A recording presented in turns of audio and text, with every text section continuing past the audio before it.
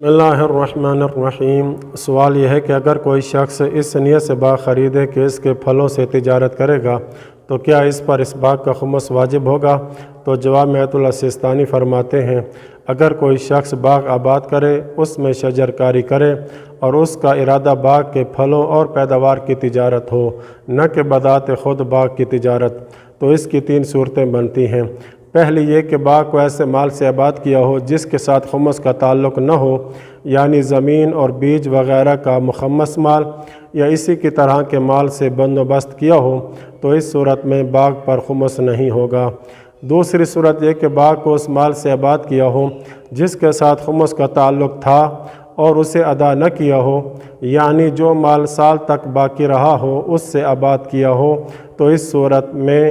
زمین اور اسی طرح جو بیج یا پودے وغیرہ لگانے پر خرچ ہوا، ان سب کی قیمت خرید کے حساب سے خمس ادا کرنا کافی ہے۔ تیسری صورت یہ کہ باغ کو دوران سال کی آمدنی سے تعمیر کیا گیا ہو، تو اس صورت میں لازم ہے کہ خمس کے نئے سال کے آغاز پر باغ آباد کرنے پر ہونے والے اخراجات نکال کر اس کی موجودہ قیمت کے حساب سے خمس دیا جائے۔ اور ان 3 صورتوں میں خمس کے نئے سال کے آغاز پر ضروری ہے کہ وہ پیداوار جو درختوں اور جڑی بوٹیوں سے جدا ہوتی ہے، جیسے پھل، یا جو جدا ہونے کے قریب ہوتی ہیں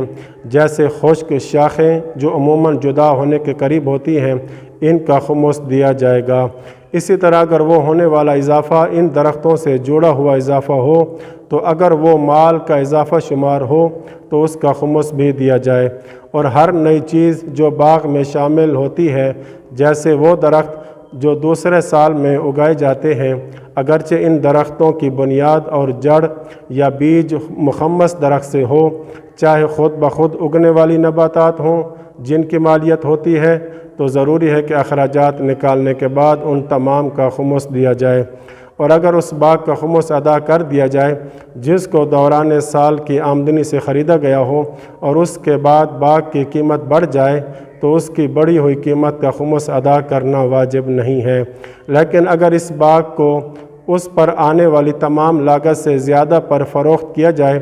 تو اس صورت میں اس کی مخمس قیمت خرید اور قیمت فروخت کا فرق اس فروخت والے سال کی آمدنی کا حصہ شمار ہوگا۔ اور اگر وہ خمس کے سال کے اختتام تک اخراجات میں خرچ نہ ہوا ہو تو اس کا خمس واجب ہوگا۔ وصلی اللہ علی محمد و اہل بیتہ الطاہرین۔